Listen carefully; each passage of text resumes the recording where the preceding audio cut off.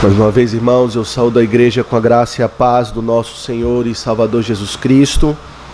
Convido a igreja a abrir a palavra do Senhor no Evangelho de Mateus, no capítulo 13, os versos 31 e 33.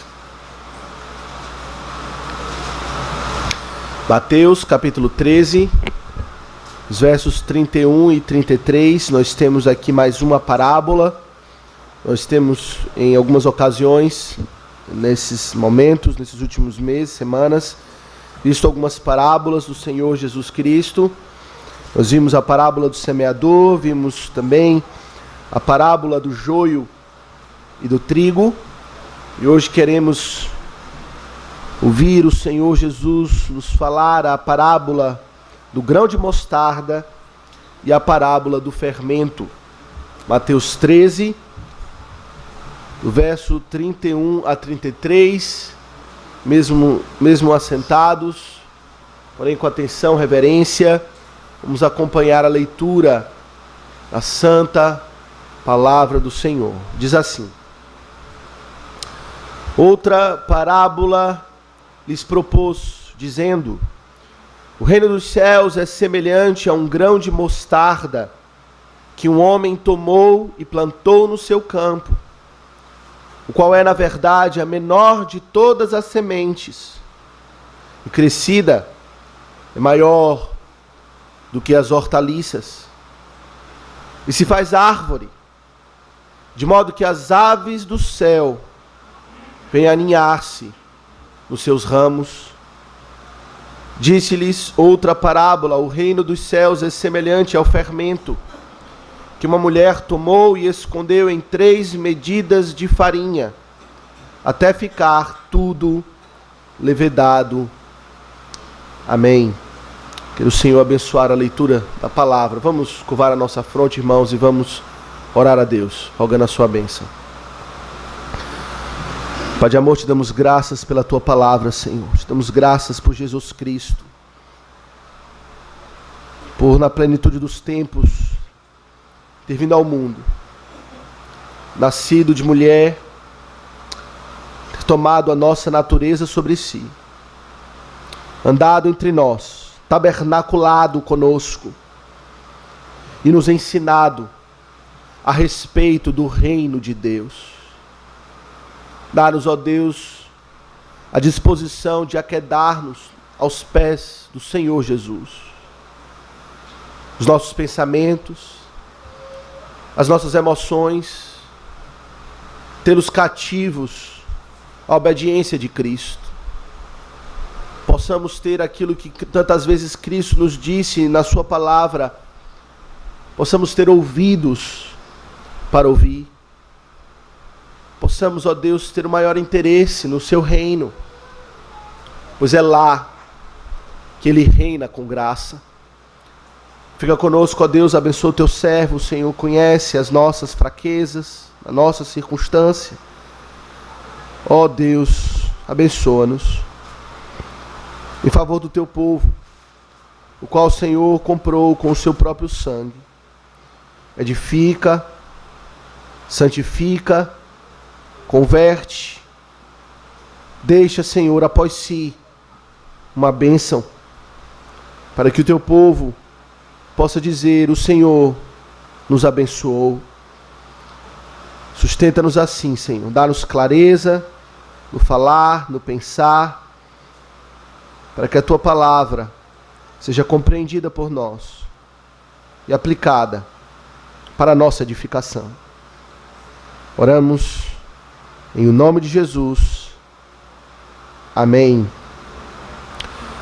Congregação do Senhor Jesus Cristo, em Mateus 13, o Senhor Jesus, ele nos fala várias parábolas, e que todas elas têm um tema, é a respeito do reino de Deus. Aprove ao Senhor ensinar a respeito do mais alto, da mais alta instituição, do conceito mais glorioso, nobre e elevado, isto é, o seu reino de graça, usando coisas cotidianas, usando coisas e elementos e histórias e figuras corriqueiras do dia a dia. Na sua grande condescendência, ele pega aquilo que é grande e elevado e ele traz para o nosso entendimento. Já aqui nos ensinando a respeito da sua compaixão, a respeito do seu amor, em nos falar na linguagem em que compreendemos. Ele nos falou, nós vimos a primeira vez a respeito da parábola do semeador, no qual ele nos diz que o seu reino é estabelecido por meio da sua palavra. O reino vem por meio dos seus servos, os semeadores que estão a semear a palavra do reino, a palavra do evangelho, a palavra da graça, anunciando e convocando a todos em todo lugar que se arrependam e creiam no evangelho. E essa palavra, à medida que ela é semeada, à medida que ela é lançada, ela cai nos corações e pela ação soberana, misteriosa, porém poderosa do Espírito Santo de Deus nos corações dos seus eleitos, essa palavra vem a germinar, porém não apenas para germinar, mas vem também a produzir frutos, fruto para a glória do Rei. Ele também nos ensinou nessa parábola que nem todos que têm contato com a palavra irão de fato acolhê-la, irão de fato crer nela e produzir os frutos designados pela palavra. Há também aqueles que rejeitam a mensagem do reino, o qual, no tempo determinado, serão julgados por Deus. E é isso que ele nos ensinou a respeito da segunda parábola que nós vimos, a parábola do joio e do trigo. Na parábola do joio e do trigo, ele fala a respeito do seu reino novamente, a sua igreja, que é o seu reino na terra, é o seu reino visível, o qual é aqui nessa presente condição composta de uma mistura. Aqueles que são trigo e aqueles que são joio. O trigo e o joio se assemelham na perspectiva humana, pelo discernimento dos homens. O trigo e o joio muitas vezes se confundem um com o outro, mas para Deus há uma distinção. O trigo representa o seu povo verdadeiramente fiel. O joio, aqueles que parecem com o povo de Deus, mas não são. E a instrução que o Senhor nos dá naquela parábola é: deixa que estejam juntos, para que um trigo não seja confundido com joio e seja arrancado. E com isso nós aprendemos que muitas vezes entre nós há aqueles que, embora tenham acolhido a palavra, ainda estão crescendo na graça e pelos seus muitos pecados não santificados, ainda muitas vezes podem, pelo nosso discernimento, se assemelhar a um joio, confundi-lo com o joio, mas que na verdade não é. Na verdade é um verdadeiro filho e filha do Senhor, o qual o Senhor nos instrui a tratar com todo critério e todo cuidado, para que os seus pequeninos não venham a ser desprezados. Mas há um tempo quando o Senhor fará a separação.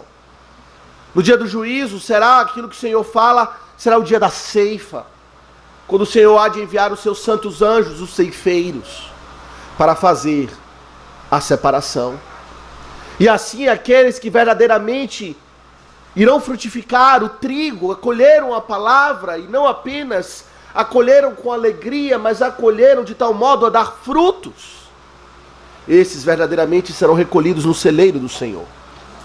Mas aqueles que estiveram ali, talvez, no meio da igreja, durante toda a sua vida, sem produzir os devidos frutos de arrependimento e fé, esses serão reunidos, atados em feixes e lançado em fogo para ser queimado durante toda a eternidade num fogo que nunca se apaga. E meus irmãos, nas duas parábolas então que nós lemos hoje, parábola do grão de mostarda e a parábola do fermento, o Senhor Jesus agora nos ensina a respeito de um outro aspecto do seu reino. Ele nos fala de como, semelhante à parábola do joio e do trigo, ele nos fala que com respeito ao reino de Deus, muitas vezes as aparências enganam. Assim foi a respeito do joio e do trigo, não. Com respeito ao joio do trigo, ele nos ensinou falando, não confie muito no seu discernimento, de determinar aqueles que são verdadeiramente filhos de Deus e aqueles que não são, proclamam ser, mas não são, porque as aparências enganam, apenas eu conheço os corações. E aqui na parábola do grão de mostarda e na parábola do fermento, ele nos traz uma lição diferente a respeito do seu reino, mas também trazendo essa ideia de que para os homens, quando eles olham para o reino de Deus e fazem uma avaliação, a sua avaliação não corresponde à realidade.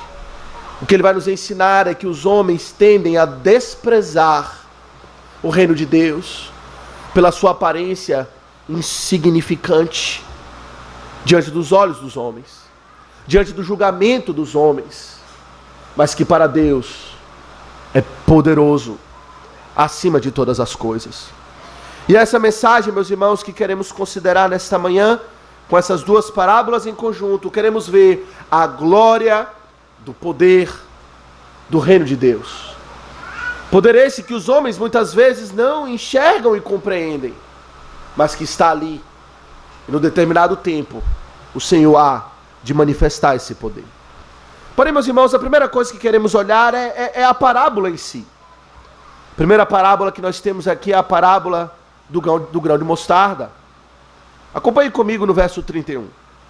O Senhor diz o seguinte: outra parábola lhes propôs, dizendo: o reino dos céus é semelhante a um grão de mostarda que um homem tomou e plantou no seu campo, o qual é, na verdade, a menor de todas as sementes. E crescida, é maior do que as hortaliças, e se faz árvore, de modo que as aves do céu vêm aninhar-se nos seus ramos. Meus irmãos, o Senhor aqui, ele faz uma extrapolação e ele pega para ilustrar aquilo que ele deseja ensinar, aquilo que ele chama de a menor das sementes, o grão de mostarda.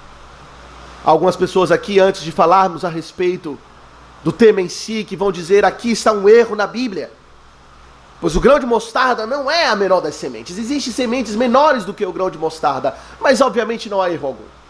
O Senhor Jesus está falando aqui em termos relativos, é a menor daquelas que nós temos usado usualmente, é a menor daquelas que nós aqui estamos usando. Ele não fez uma declaração absoluta, mas uma declaração do ponto de vista da experiência das pessoas, pois esse é o sentido da parábola.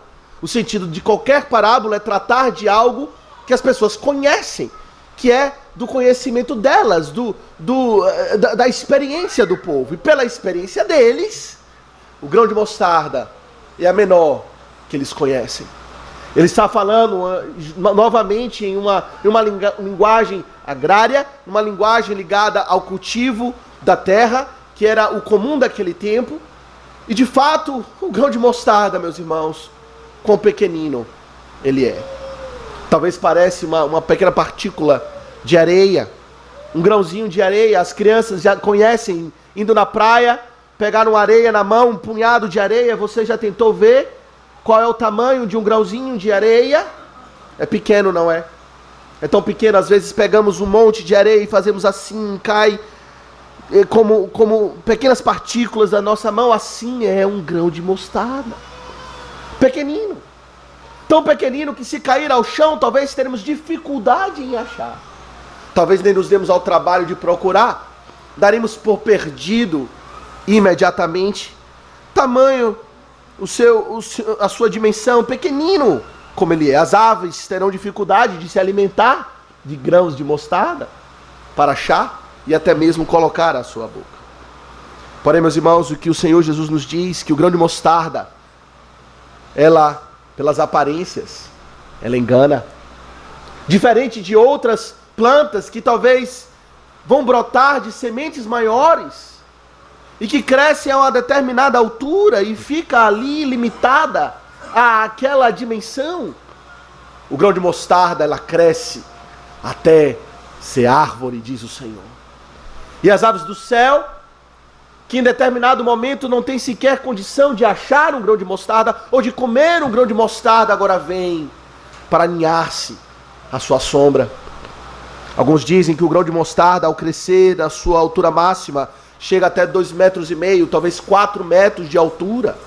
Não é um pequeno arbusto pequenininho, uma plantinha pequenininha, mas ela é elevada, ela é grande, muito alta.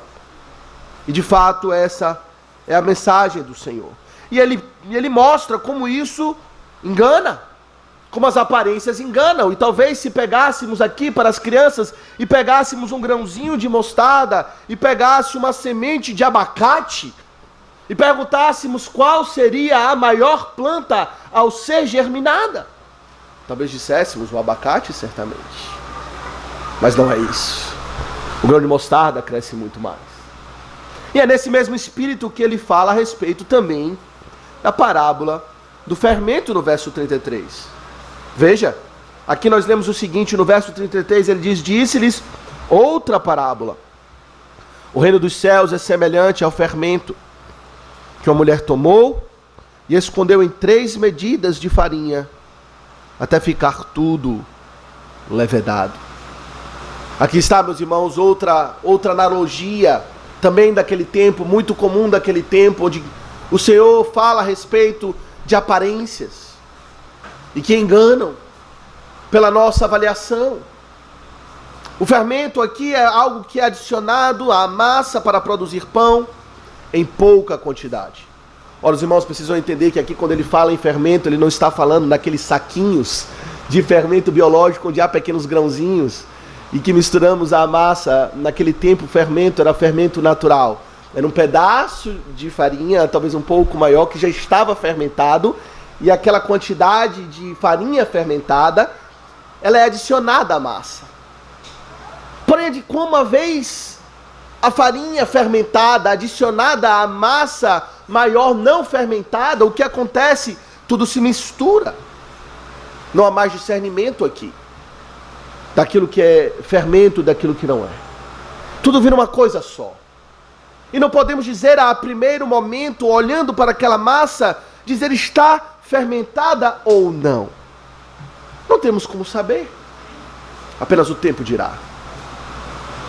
E com o tempo, segundo a vontade do Senhor, aquele fermento irá se espalhar por toda a massa e ela vai crescendo, até dobrar, triplicar, por vezes até quadruplicar de tamanho. E tudo fica levedado. É preciso entender que muitas vezes a figura do fermento é na Bíblia usada de modo negativo. Muitas vezes, talvez a maioria das vezes, fermento é usado para descrever pecado, para descrever iniquidade. O próprio Senhor Jesus falou: acautelai-vos do fermento dos fariseus, isto é, do seu ensino sorrateiro, que entra escondido e que se espalha, e na verdade contamina toda a massa, mas aqui ele não usa no sentido negativo. Ele usa no sentido positivo, aliás, no sentido misterioso, no sentido do seu agir em secreto, do seu agir lento, mas seguro, certo, constante e poderoso, de tal modo imperceptível, chegar a levedar toda a massa. E meus irmãos, qual é a substância do ensino dessas duas parábolas, o qual entendemos tem uma mensagem em comum? Meus irmãos, o que o Senhor está aqui a nos ensinar é a respeito do seu reino, não é?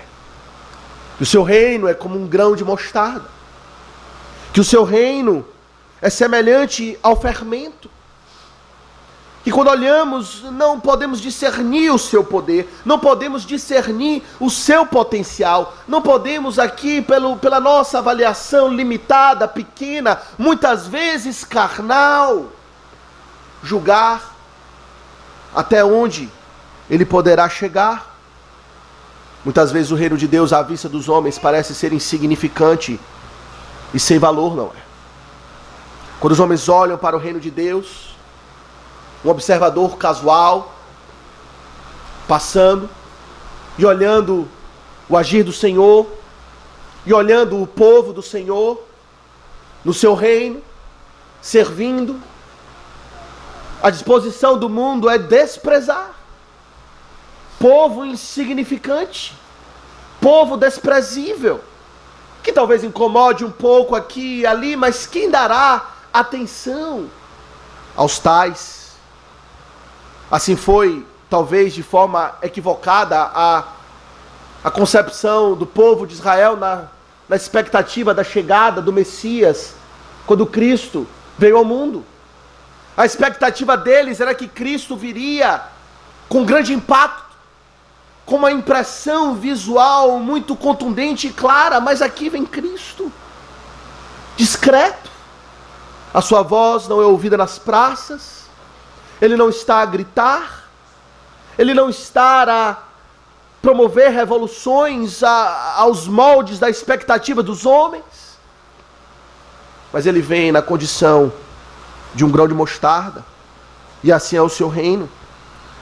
Quando olhamos ao redor, meus irmãos, e olhamos para o mundo como ele é na sua circunstância atual, e olhamos para as diversas instituições humanas e comparamos com uma igreja, humanamente falando, visivelmente, de fato a igreja parece insignificante.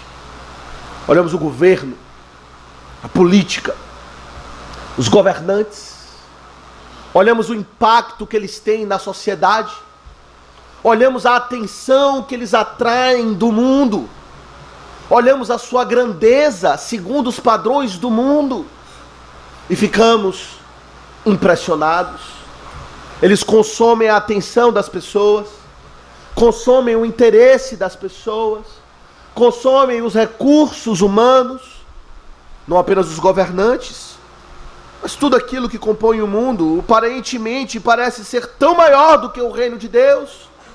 A mídia, a cultura, a moda, a indústria do entretenimento, quão poderosa é aos olhos humanos, quão cheio de recursos financeiros, ricos, influentes, estão em todas as casas, manifestando a sua mensagem, e nós, tão pequenos, nos enxergamos como um grão de mostarda. Olhamos para nós e pensamos, somos incapazes. Aqui estamos nós, um grupo pequenininho, uma porção do reino de Deus, em condições difíceis, lutando para continuar a fazer a vontade do Senhor. Olhamos para o mundo tão maiores do que nós, tão mais fortes do que nós. O Senhor Jesus nos diz, as aparências enganam. O reino de Deus é como um grão de mostarda, que vai crescendo até ser árvore. Assim era, meus irmãos, no tempo de Cristo. Roma era aquilo que colocava uma sombra sobre o reino de Deus. Quando o apóstolo Paulo, sendo perseguido pela pregação do evangelho, anunciando o reino de Deus, desejou ir a Roma para anunciar também lá o evangelho da graça. Se você ler durante o livro de Atos, o relato de toda a sua viagem, audiência após audiência que ele tem com Félix e com Herodes, e de repente em Roma, na própria presença de César, o qual não está no relato bíblico, mas sabemos que lá ele chegou, o que vemos é o reino sendo desprezado. O apóstolo Paulo foi mantido numa masmorra durante 2 anos. Deixa ele lá mofando. Troca de governante. Chega um novo governante poderoso aos olhos humanos e que deseja saber algo a respeito desse grãozinho de mostarda que está lá encarcerado. Chama para saber dele, com suas motivações políticas, com suas motivações carnais. O chama, o ouve. E o que o faz? Coloca de novo na prisão. Mas pelo lemos que Filipenses, os irmãos devem se lembrar o que é que aconteceu quando ele estava em Roma. Acorrentado, aos olhos humanos, à sombra de Roma. O apóstolo Paulo diz, meus irmãos, eu quero cientificá-los de que as coisas que me têm acontecido, as cadeias que me prendem em Roma, dos governantes humanos muito mais poderosos do que eu, venho cientificá-los que as coisas que me têm acontecido têm antes contribuído para o progresso do Evangelho.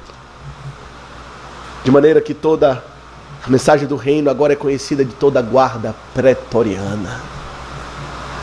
O grão de mostarda estava crescendo. Crescendo poderoso. Crescendo não controlado pelos que aparentemente são maiores do que nós, mais poderosos e mais fortes do que nós. É essa a mensagem do Senhor Jesus Cristo. E de modo semelhante, meus irmãos, aqui ele nos fala a respeito também da parábola do fermento, não? Quando olhamos o agir do Senhor no seu reino, as aparências enganam. O fermento ele age de modo imperceptível, bem devagar. Pouco a pouco, você olha, parece que nada está acontecendo. Não podemos nem dizer se aquela massa é levedada ou não.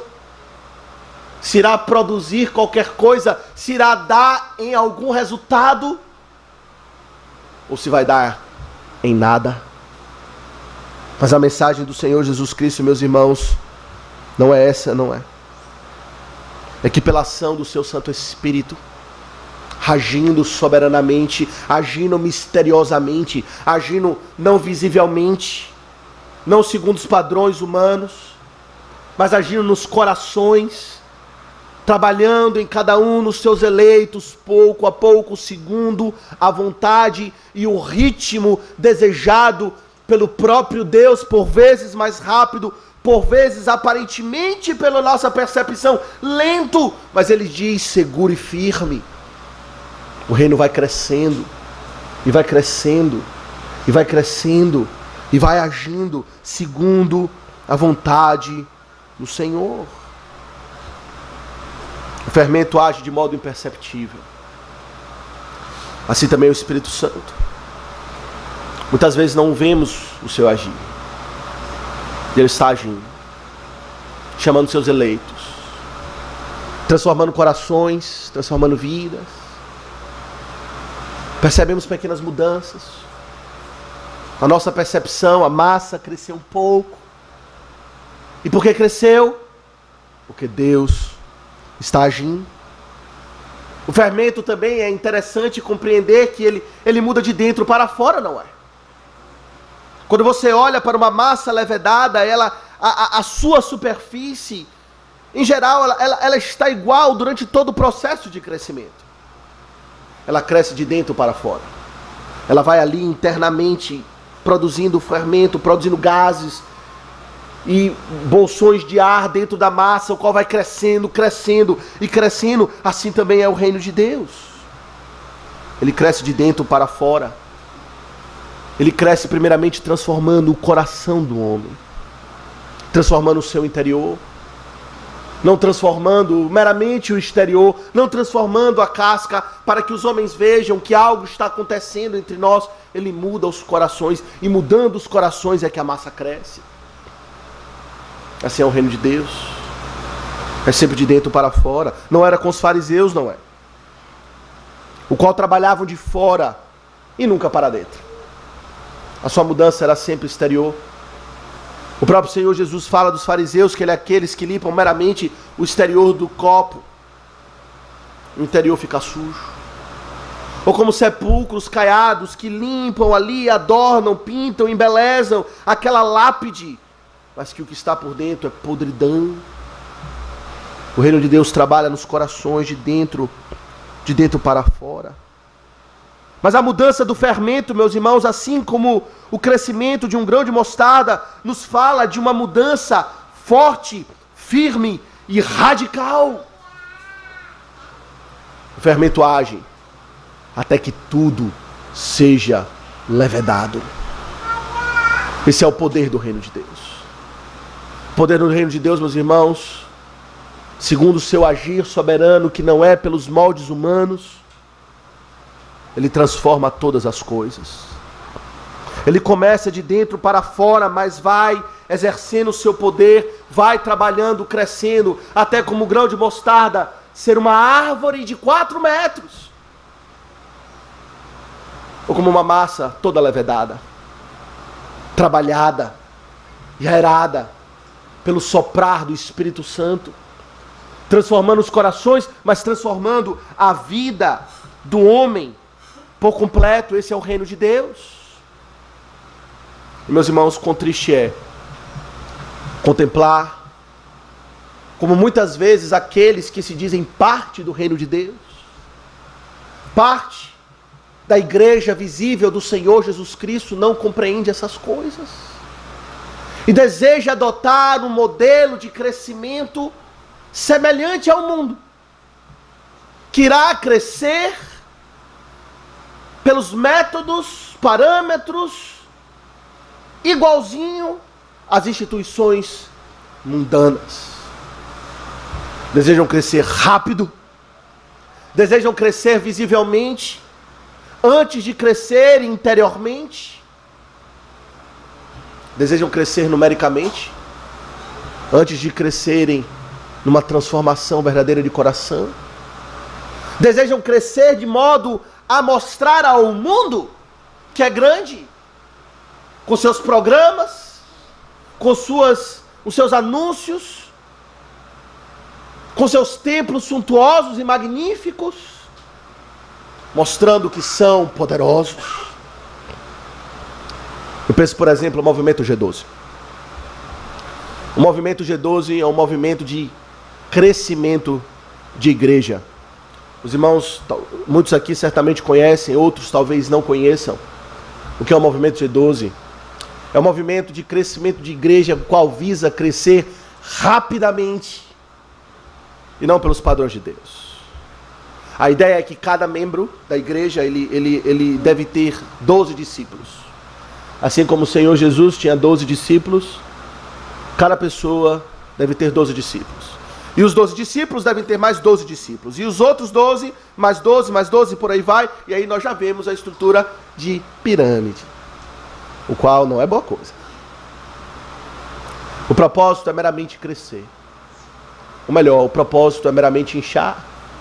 O parâmetro e o objetivo de cada um daquele discípulo é conquistar 12. Não importa se compreenderam o Evangelho, não importa se creram em Jesus Cristo, não importa se estão sendo santificados pela graça, o que importa é que você tenha 12. E cadê os seus 12? Já conquistou 12. E o propósito dele é achar 12 coitadinhos que irão se submeter ao seu ensino. Que ensino? Nem ensino tem. É assim que se cresce a igreja. É assim que o poder de Deus vai se manifestando visivelmente. Padrões humanos, técnicas mundanas e carnais. De modo algum, meus irmãos, o reino de Deus é como um grão de mostarda. Quantas vezes os homens irão dizer e apontar o dedo e rir de nós, e nos desprezar nos nossos propósitos santos de fazer a vontade do Senhor, irão nos humilhar, irão dizer: não vai para frente, isso não dará certo. Mas dará certo se Deus estiver conosco. Se for verdadeiramente o reino de Deus, crescerá. Quando os fariseus estavam conspirando contra os discípulos, açoitando-os e perseguindo-os, um dentre eles certa vez disse: irmãos, não façam isso, porque certa feita surgiu um tal de um mestre ensinando, dizendo ser grande coisa, e ajuntou 400 ao redor dele. Se fosse hoje, ajuntaria 12. Porém ele morreu e deu em nada. E também esses, se não forem do Senhor, não darão em nada. Mas se forem do Senhor, não queremos nos encontrar lutando contra Deus. O entendimento daquele fariseu foi correto. Ele entendeu que é impossível lutar contra o reino de Deus, ainda que seja composto de pescadores, homens iletrados, insignificantes.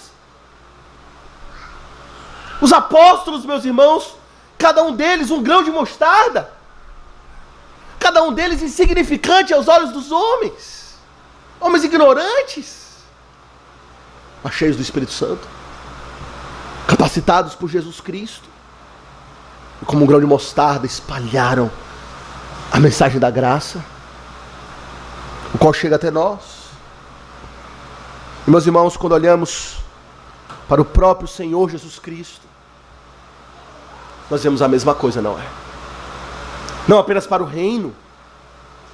Quando olhamos para o reino, isto é, os seus discípulos, os seus servos, os seus apóstolos, nós, o que vemos é uma aparência insignificante. Mas quando olhamos para Jesus Cristo, é a mesma coisa que vemos, não é? Cristo não veio a este mundo em pompa humana. Em nenhum momento da sua vida, Jesus Cristo lançou mão de critérios carnais e humanos para impressionar quem quer que seja. Muito pelo contrário. Tudo aquilo que foi a vida do Senhor Jesus Cristo, do seu nascimento à sua morte, foi marcado por desprezo e insignificância. Ele nasceu entre os animais. Não há espaço para você, não há espaço para você. Aqui não há espaço para você. Nasceu no meio dos animais. A sua vida em Nazaré. E a pergunta retórica é: de Nazaré pode sair alguma coisa boa? Nazaré é um grão de mostarda? Que é Nazaré? E Nazaré não dá em nada. Nazaré estava fermentado com o Filho de Deus que lá se criou. Sua vida, desprezado como endemoniado, desprezado como louco, desprezado como rebelde, traidor da nação. A sua morte, a morte de um insignificante. A morte de alguém que não vale nada. Assim é a morte da cruz, irmãos. A morte da cruz é a morte dada a alguém que não vale nada. Por isso ele foi crucificado fora dos muros de Jerusalém. Os irmãos devem saber disso. Porque ele não tem valor nenhum. Seria hoje como pegar um corpo e lançar em vala comum. No lixão. Ele não teve a morte digna. Morreu como um grão de mostarda. Morreu como um fermento insignificante. Barrabás, Barrabás, dá-nos Barrabás. Ele foi preterido. Barrabás recebeu mais valor do que Jesus Cristo, que na sua aparência é como um grão de mostarda. Porém, esse grão de mostarda, meus irmãos, foi lançado em terra na sua morte. Foi sepultado. E ele brotou. Ao terceiro dia, aquele grão de mostarda brotou em toda a sua glória, em toda a sua força. Cresceu e tomou todo o mundo. Ele mesmo disse: todo poder me foi dado sobre o céu e sobre a terra. Antes, enquanto o grãozinho de mostarda que aqui esteve nas aparências humanas, ele se submeteu à autoridade dos homens. Ele se submeteu ao critério e ao julgamento cruel, carnal, pecaminoso e vil dos homens. Mas quando ele brotou em glória e poder, as aves dos céus se aninharam debaixo da sua sombra. A sua autoridade foi manifestada. Provado como Filho de Deus com poder pelo Santo Espírito da graça que o ressuscitou dentre os mortos. Assim é o nosso Senhor, não é? E Ele continua a trabalhar nos corações, meus irmãos. Assim é o reino de Deus. Meus irmãos, essa mensagem do Senhor Jesus Cristo é um chamado para aqueles que estão no seu reino, para andarem pela fé. De fato, quando olhamos ao redor, olhamos para dentro, olhamos para nós mesmos, nós vemos tão pouca coisa. Um grão de mostarda. Mas Jesus Cristo já manifestou o poder desse reino. na sua própria vida.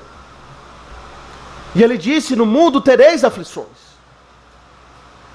No mundo serão desprezados. No mundo serão considerados como grãos de mostarda. Mas tenha de bom ânimo. Eu venci o mundo. Manifestei o meu poder. Ressurgi dentre os mortos. Cresci, levedei toda a massa. Tenha de bom ânimo. Meus irmãos, quantas vezes nós nos desencorajamos por questões carnais. Nos desencorajamos com a igreja por critérios puramente carnais. Olhamos para a igreja e não tem isso e aquilo que o mundo valoriza. Talvez alguns olhem para esta pequena porção do reino de Deus que se chama IPHR e olhem: eu não vou ficar lá. Não tem ar-condicionado. E você pensa que tem pessoas que não julgam o reino de Deus por esses critérios?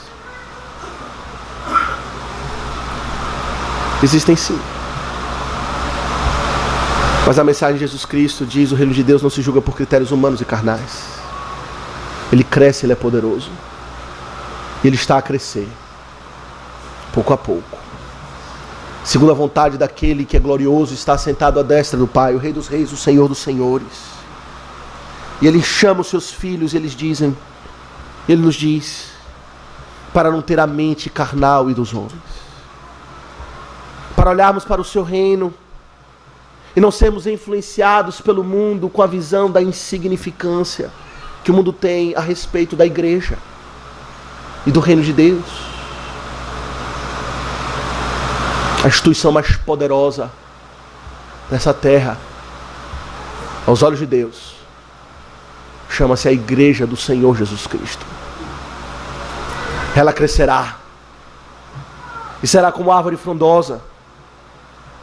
E aquelas aves que poderiam comer a semente, agora se aninham debaixo da sua sombra. Assim é o reino de Deus. Momento oportuno, na volta do mestre, do rei, o poder desse reino se manifestará em toda a sua glória. Os homens verão a beleza da igreja, que descerá dos céus, não na condição de um grãozinho de mostarda, pequeno e insignificante, mas usando agora a linguagem de Apocalipse, virá na glória de uma noiva bela, adornada. Misturando as imagens, virá na glória de uma grande árvore frondosa. Os homens a verão, e temerão, e fugirão, como se pudessem fugir. O momento chegará onde a glória desse reino se manifestará em todo o seu poder. Mas até lá, perseverança e fé. Ame a igreja, querido. Confie no poder do cabeça da igreja. Confie, ele diz, as aparências enganam. O meu poder será manifestado aqui, no meio do povo de Deus. De que maneira você olha para a igreja? Qual a visão que você tem? Uma coisinha pequena, desprezível, inútil? Ou você vê como o reino do Rei dos Reis, onde Deus escolheu para manifestar o poder da glória da sua graça? É ali, ele nos diz, é ali, ou podemos dizer, é aqui, que Deus ordena a bênção e a vida para sempre. Venha Cristo, se aninhe à sua sombra e confie nele. O mais ele fará. Que o Senhor nos abençoe. Amém.